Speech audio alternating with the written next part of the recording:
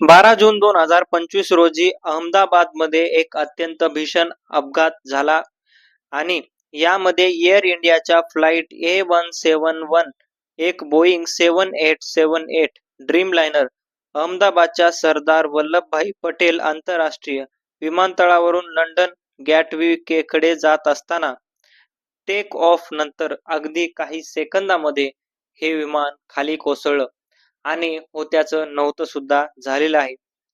नेमकं घडलंय काय, प्रवाशासोबत झालंय काय, प्रवाशांची मृतसंख्या नेमकी किती आहे, हेच तुम्हाला आजच्या या व्हिडिओमध्ये फुल डिटेल्स मध्ये पाहायला मिळणार आहे.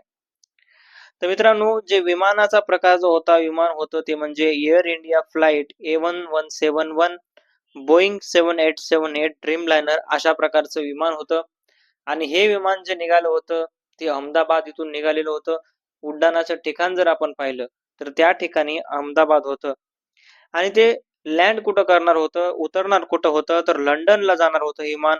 गॅटविक विमानतळावर ते उतरणार होतं लंडन मध्ये.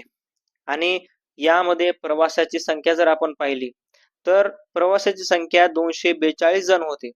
त्या विमानामध्ये 242 जण उपलब्ध होते आणि त्यामधील 230 हे प्रवासी होते आणि 12 हे कर्मचारी होते. म्हणजे कर्मचारी आणि 230 प्रवासी अशा प्रकारचे सगळे मिळून 242 जण यामध्ये होते. प्रवाशांचे नागरिकत्व म्हणजे कोणते प्रवासी यामध्ये जास्त होते, तर भारतीय प्रवासी. अर्थातच भारताचं विमान होतं म्हणून भारतीय प्रवासी 169 भारतीय प्रवासी हे यामध्ये प्रवास करत होते. आणि या विमानामध्ये 53 प्रवासी हे ब्रिटिश होते. त्यानंतर 7 पोर्तुगीज आणि 1 कॅनडियन सुद्धा याच्यामध्ये समावेश होता. जर हा अपघात जर आपण पाहिला तर अपघाताची वेळ नेमकी किती होती, ज्यावेळेस टेक ऑफ केलं विमानानं त्यावेळेस अगदी 30 सेकंदामध्ये होत्याचं नव्हतं झालेले आणि प्रवाशांचा जीव गेलेला आहे. आणि यामध्ये जर मृत संख्या जर आपण पाहिली तर मृत संख्या ही 200 पेक्षा अधिक आहे. 200 हा आकडा समोर आलेला असला तरी सुद्धा त्याच्यापेक्षा अधिक लोक त्यामध्ये मेलेत असल्याचा दावा सुद्धा करण्यात आलेला आहे. आणि यामध्ये विमानात बसलेल्या काही लोकांचा समावेश आहे. त्यानंतर जमिनीवर सुद्धा काही लोक आहेत, त्यांचा सुद्धा याच्यामध्ये समावेश आहे.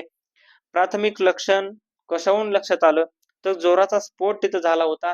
धुराचे मोठे लोट आणि इमारतीमध्ये जे घुसलेले विमानाचे तुकडे यावरून सगळे हे समजलं आणि मग सगळीकडे हाहाकार झाला की विमानाचा अपघात झाला आणि प्रवाशांचे जे काही हाल झाले अगदीच धक्कादायक होते.